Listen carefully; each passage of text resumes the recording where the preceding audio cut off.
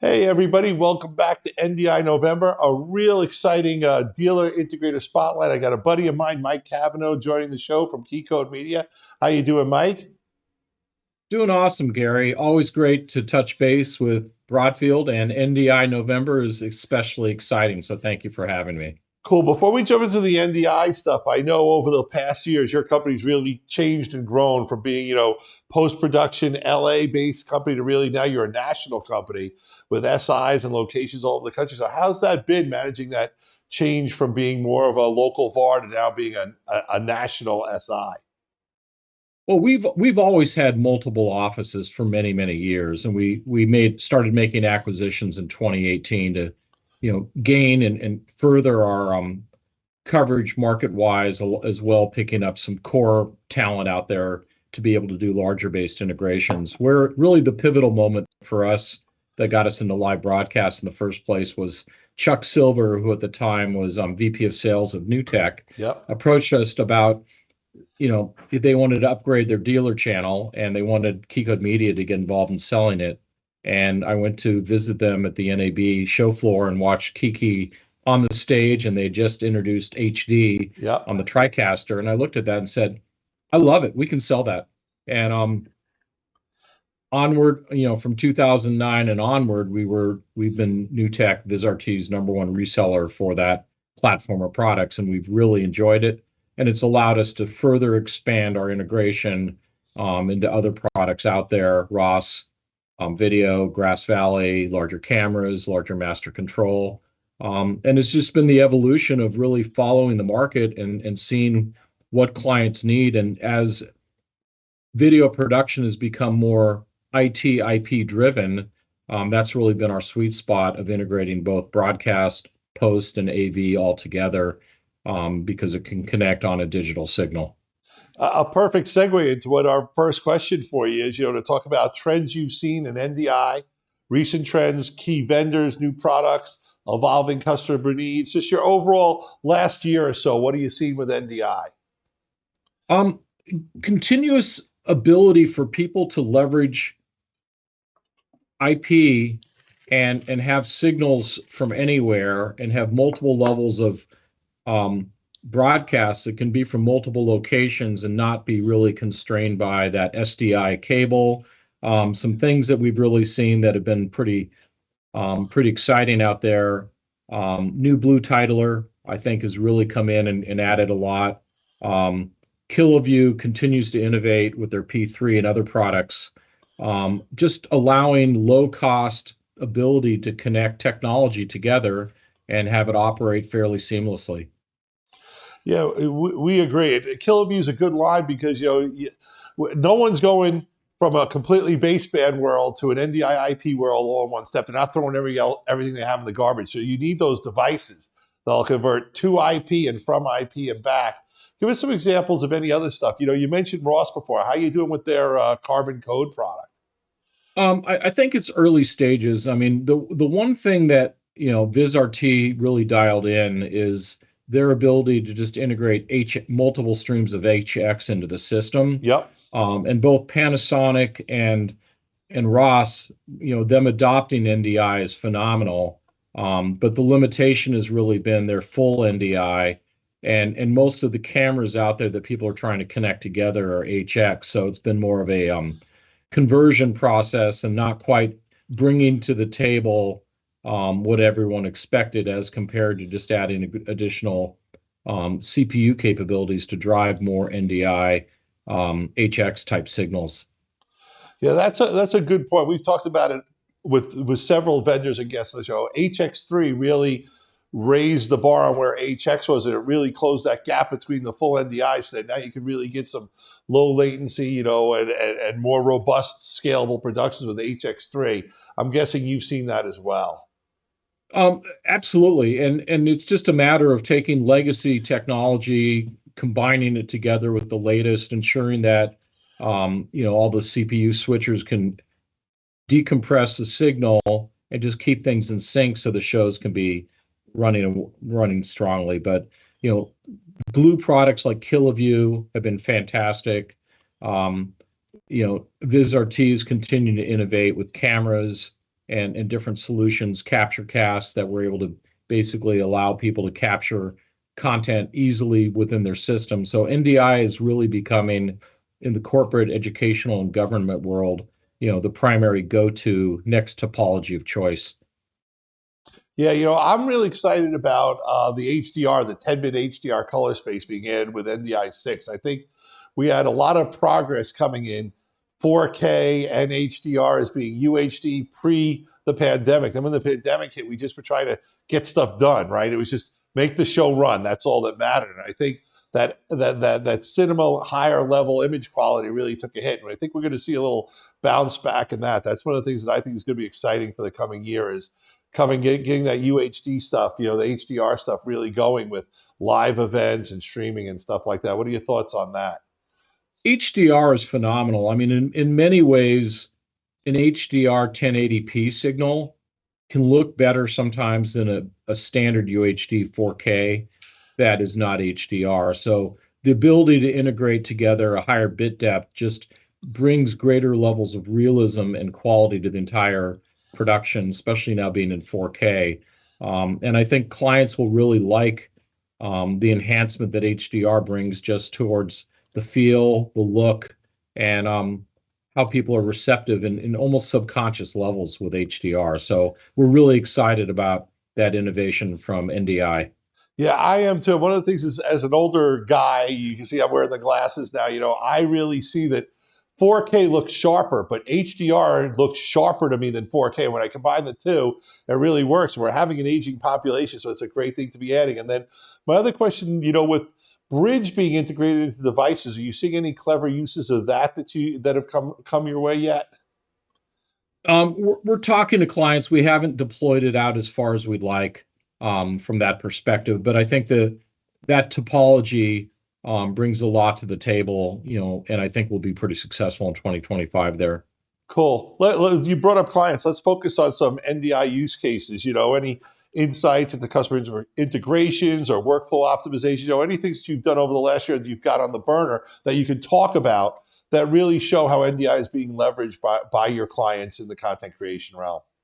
Well, I think the first thing is looking at clients that have been looking at bids where they're trying to do an SDI infrastructure, and just the native cabling to build that up has gotten so expensive. One example, we were working with a client in the City of Aurora near our Schaumburg office in Illinois, and they found us on the internet because they were looking at bids for traditional switching for their city council chamber meetings and other public venues that they needed to broadcast. And a traditional switching SDI based cabled system was just too expensive.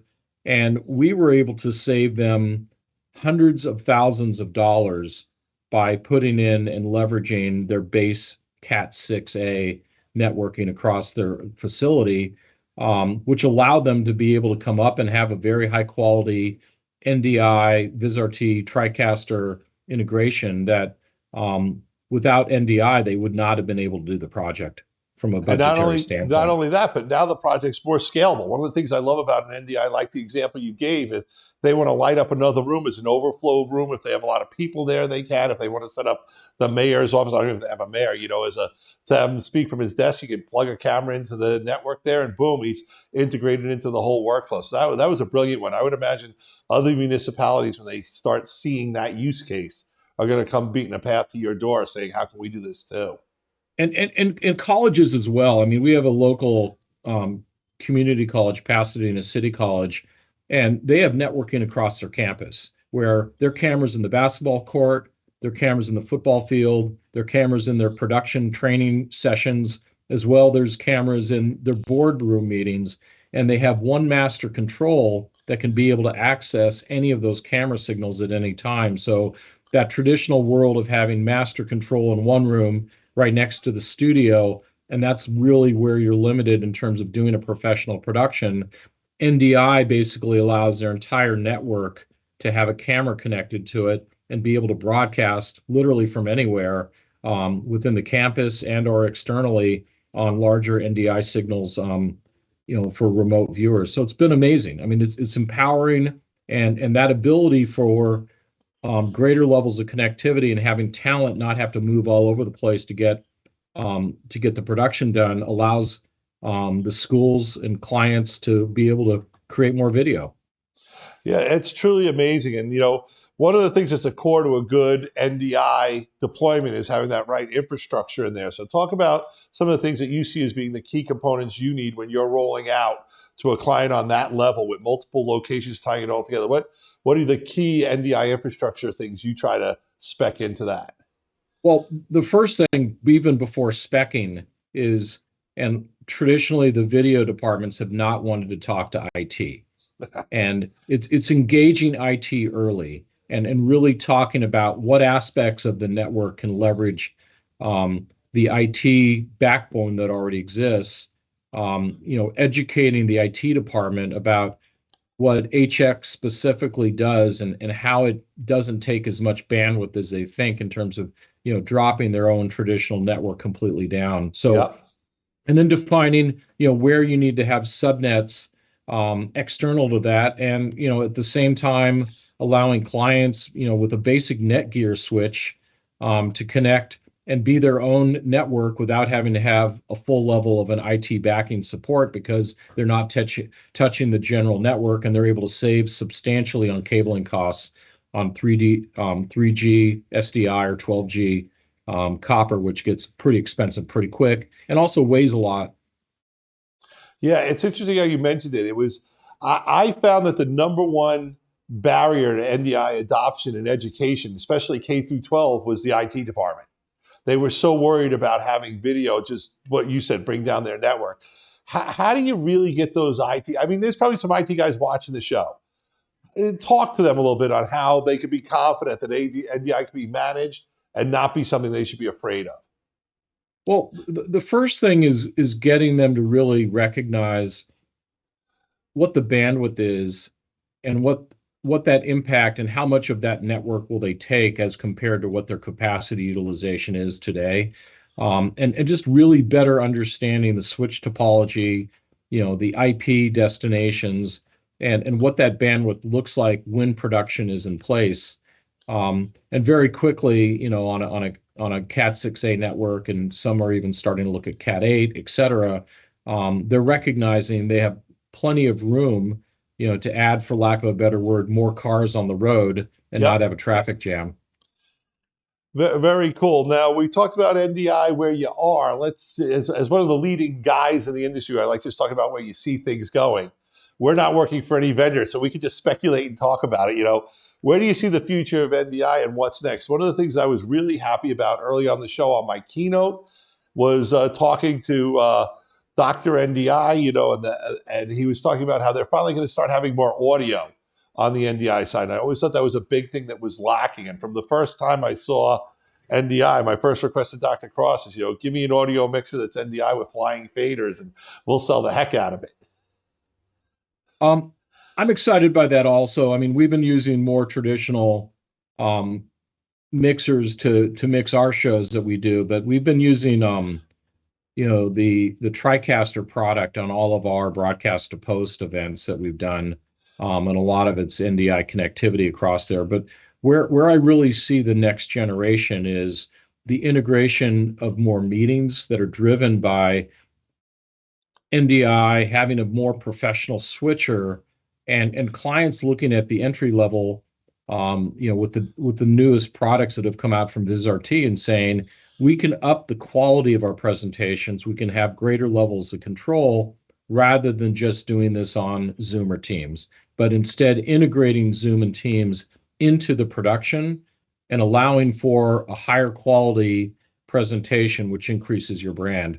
The second side of just the NDI, TriCaster Mini, et cetera, that I think is really going to take off is, especially after this last election, how everyone's seeing how podcasting is becoming such a dramatic uptick mover in terms of communicating your messaging and having more effective presentations, as well, just creating, fanatics for your brand and being able to do more productions more times. We're seeing a lot of corporations that are looking and just saying, we've been relying on our ad agency for all of our video, and they pretty much have just commercials that they've done and then internal meetings. And now it's a matter of saying, how can they start to have their own television station that they're able to make it their favorite channel and have a really robust communication, and then leveraging podcasts is a big way to do that. Yeah, we've seen that. There's a lot of, in the East Coast, there's so much commercial real estate that's, not underutilized right now. And we have seen a move where a lot of companies, the bigger companies, are taking a conference room or a large office room and turning it into a mini production studio. It's not, a $250,000 high-end production studio. You're right. It's a TriCaster-based system. It's built around social media and podcasting and being able to do some live announcements. If the director of marketing wants to talk to everyone, or maybe sales training for a sales kickoff, or if they're announcing an acquisition, the CEO wants to get up there. But we've seen a lot of that in the past year. Are you seeing that on the West Coast as well, in the LA area?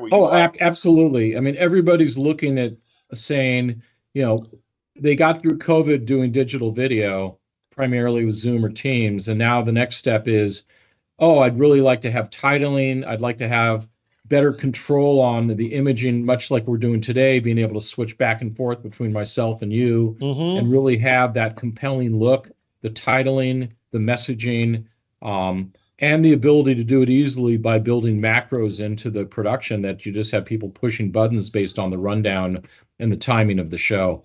Yeah, like one of the things, you see our show with our set, I'll put what's coming off of the PowerPoint, in that window that you're in right now, and we'll do multiple windows. That's so much more engaging than Teams, where it's either the presentation with a whole bunch of little boxes, or it's taking up the whole screen, or it's just a quarter of the screen. You can't read it. So I agree with you completely. I think that's a very big move. And all these products through NDI do integrate with Teams and Zoom. We just have to get a little more creative on how we're using it, to deliver the most engaging content possible during a meeting. I agree with you completely. And the real concept, especially, is having, with the employees, many of them working from home now, is you have a lot of competition for the eyeballs. Yep. And the more compelling and interesting and professionally polished, and you can do that with, a 2 NDI, TriCaster Mini. Yep. or just having, the Vector Plus in the cloud, and not even having to have production in-house, where you're able to actually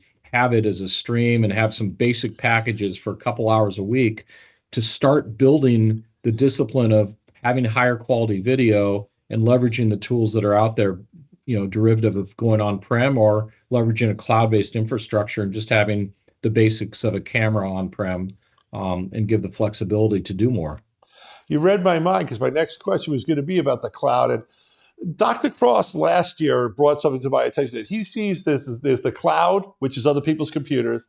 There's remote, which is like my office talking to my office. Then he sees a whole mesh, like where it's a little bit of cloud, a little bit remote, it's endpoints, it's everything kind of coming together for whatever the production requires, getting the asset and the production assets wherever they're best and easiestly located to bring them into the production. But you don't have to invest in all of them being up all the time. You can scale when you need it. Like, let's say if it's a church production, come Christmas and Easter, you need a little bit more stuff for the bigger crowds. You can scale back down. So talk about how you're seeing people using remote production and cloud, because I know you've got some really amazing customers who want to do some wild stuff. A lot of it's more right now just remote, and they're starting to wade into how to leverage the cloud, how to leverage having, additional functionality and tools that, for lack of a better word, I look at the cloud as, how can you very easily scale up and scale down on demand for things that you need, but not have to buy them and amortize them across 3 years? Yep. I agree completely. And then what are you seeing as far as the resolution battles? 4K, 8K, we talked about, HDR a little bit. Do you think that there's that stuff going on in the next year or two? You think we're going to stabilize around 4K, HDR, and ride that for a couple of years? I think the television manufacturers are going to drive, they're the dog and we're the tail. I candidly, I only have an HD, television, and I look at 4K and I don't see enough of a bump for me personally. So HDR really gives the depth and the breadth of an image. And I think once people start seeing what HDR can really do, in terms of just the quality of the image and the depth that it gets from a color perspective and from a warmth perspective, I think HDR production is going to be the thing that everyone's going to gravitate to just because it looks better. Oh, I definitely love it on sports. I talk about it that, last year during the football playoffs, I have DirecTV. So say you want to watch it in 4K, and I would click the 4K and be like, this isn't 4K. This is garbage. I hated it. It was always upsampled. But they started really doing 4K and HDR. Like Dodgers, Mets, but we watched that playoff, and it just looked a lot better in HDR. I got to tell you, I found that I wouldn't flip off the channel. I found it more engaging. I just liked it better. 1 second. Sorry, my light went out. The downside of COVID is having monitors to block the sensor. Yeah, I mean, we'll see. I mean, I think people will come out with 8K. I don't see a compelling benefit for the human's eye to be able to really differentiate that as compared to, I think HDR will really be the momentum as people start watching what HDR looks like and comparing it from what they've seen as they walk into a Best Buy and just look at the camera, the same channels that are running, those that are running in HDR will be like, I want one of those. Yeah. Well, one of the things that interested me this past few months is Atomos came out with full support for NDI 6. And I'm wondering, are you seeing any NDI workflows in that post-production or reality TV kind of stuff that's, your core business model out in Key Code in LA? We're starting to see transmission, but they're not using that as the primary capture, outside of just recording onto a TriCaster right now from our perspective. It's just the signal, they'll lean more towards an SRT signal or something that has a little bit of a higher quality bandwidth. But with HDR, that could change. Yeah, I think that'll be very interesting. I think the Atomos folks put it there knowing that NDI was something they really want to be a part of, but I'm not sure they've actually worked out how they fit yet into those workflows. And I don't know. It'll be interesting to see how they go with that. And then the other thing I wanted to ask you brought up SRT. What are you seeing with the ST2110? Are you getting a lot of people asking you about that in live production, post-production, anywhere, or is it still a little early on that curve? We've done a couple facilities at 2110. And in the broadcast space, I see that to be the standard. So the broadcasters, we just finished are in the final stages of finishing a job in Denver, the ABC affiliate out there. Their full 2110 facility. We're working on a project in Arizona that is also a 2110 facility where they get a little higher quality signal, and it from their workflow is just a more robust infrastructure to put in. And that's really the question from an NDI perspective is, how's NDI going to really step up and become a valid workflow solution against the 2110 in the broadcast facilities? As of right now, the larger broadcasters are primarily building their facilities and the infrastructure and budgeting around a 2110 SMPTE enterprise as compared to an NDI-based workflow. Yeah, we're seeing at the top also. I think they're going to live. I think NDI is going to live in that middle tier, and it'll also live as satellites, kind of part of the 2110, but attached to it, not at the core of it. Where they're putting in, let's say some cameras in a green room or something like that, where they don't really have to invest as much money as in a 2110, with the higher bandwidth that's required for it. But that's interesting. And the key aspect about it that makes things very simple is, it's all over IP. It's all over the same Ethernet cables. Yep. So it effectively doesn't matter what's plugged in. It's just a matter of having the sources, having the conversion, and just dealing with whatever latency levels are there. Where I think things are going to become a lot more open. And, the SMPTE 2110 world, there are not that many cameras that are available, right? That provide that signal as compared to NDI, especially in the HX side on PTZs, they're everywhere. Yep. They're everywhere. And now And we're starting to see even some cinema cameras, some higher end cameras having, NDI HX as well. So it's all colliding. You're absolutely right. So we're getting to the part of the show where, hey, I want to thank you for being on the show. It was great having you on here. But what would you say are your like key takeaways for NDI and NDI November that you want to share with the viewers here who are watching this program? I mean, the main thing is to think outside the box. And because of NDI, not constrain yourself on your traditional processes of how you've engaged in professional interviews and how you can up your game for substantially a lot less money than you've ever thought about ever. You could have a full turnkey system, for sub $10,000 at a base level and have high production quality, leveraging NDI, leveraging VizRT, and products such as the VizRT cameras or PTZ optics, integrating, low cost products like KiloView, allowing you to have NDI signals from anywhere and have high quality presentations, enabling the ability to present and just leverage video in ways you've never ever considered.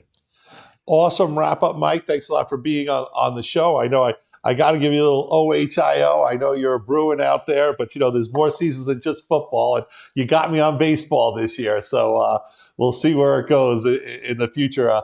Any last things you want to say to the NDI audience? It could be about anything. It could be about what KeyCode's up to. It doesn't necessarily have to be NDI related. We're just up to really driving, the IP workflows, and we love doing business with Broadfield. Been a great partner, and we appreciate the support you provide us. And let's continue growing together and help everybody revolutionize how they're approaching digital video to grow their own businesses. Awesome. Mike Cavanagh, KeyCode Media. Thank you so much for participating in this year's NDI November. Have a good one, buddy. Thank you much.